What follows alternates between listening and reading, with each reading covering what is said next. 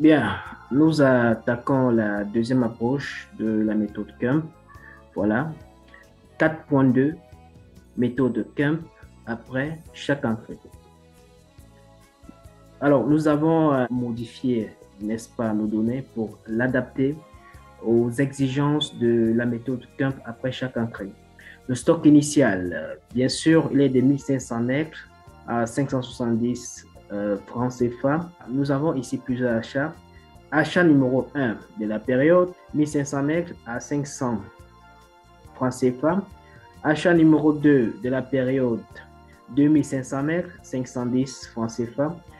Les sorties, nous avons aussi plusieurs sorties. Sortie 1, 2100 mètres, sortie 2 de la période, 1400. Et enfin, nous avons le stock final de 1900.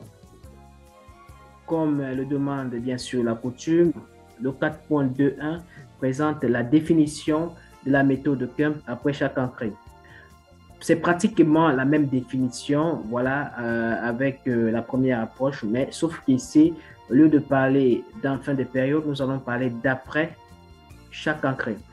La méthode du coût moyen pondéré, CUMP en abrégé, est une technique comptable d'évaluation des stocks de l'entreprise qui consiste à calculer le coût unitaire pondéré d'un produit après chaque entrée. La formule d'ailleurs est comme la première approche, sauf qu'ici, il faut identifier à chaque fois le stock initial. Vous voyez bien sûr qu'ici, on a bien dit stock initial plus les entrées. C'est important et vous allez voir qu'à chaque fois, on va se demander où est le nouveau stock initial, où sont les entrées pour pouvoir calculer ce coût moyen pondéré.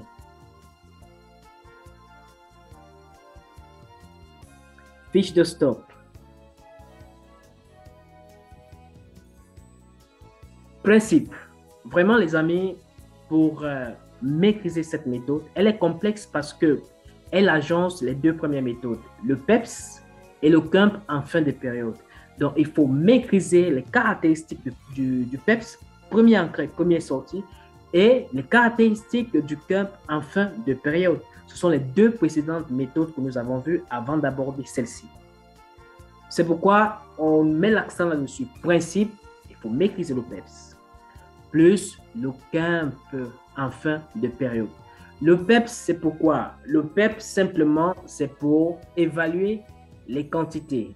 Voilà. Et le KEMP ici, c'est pour calculer le coût unitaire à chaque fois. C'est très, très important. C'est pourquoi ces deux méthodes-là, on les a vues avant d'aborder cette méthode parce que celle-ci tient ses racines des deux précédentes méthodes. Avant d'aborder la fiche de stock, on calcule d'abord le coût d'achat des engrais des biens au sein de l'entreprise.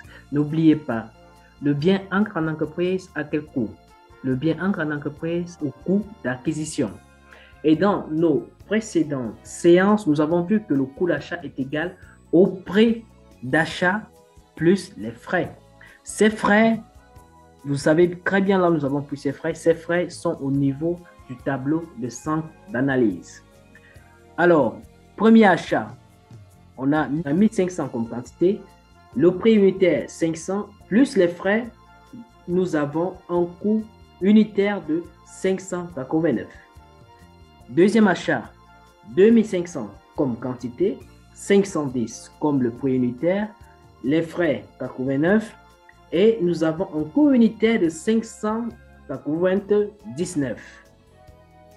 Bien, maintenant, nous pouvions établir la fiche de stock. Fiche de stock. Alors, comme vous pouvez le constater, c'est vraiment une méthode complexe. Ça demande beaucoup de concentration.